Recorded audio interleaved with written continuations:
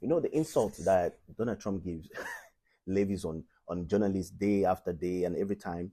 I mean, it begs the question: why do you even invite them to come to this White House and then you cannot answer the questions?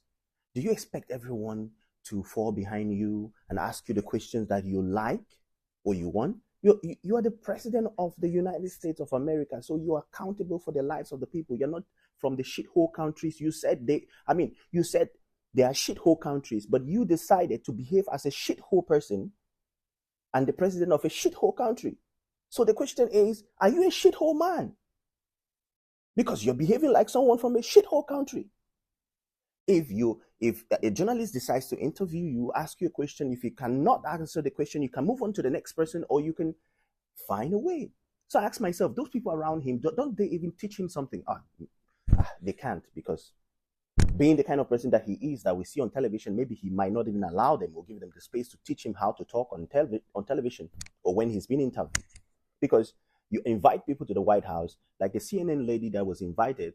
The CNN lady was asking about the Hexet strike, and he said he thought the thing was dead, and that he knows that the woman is from CNN, and he know.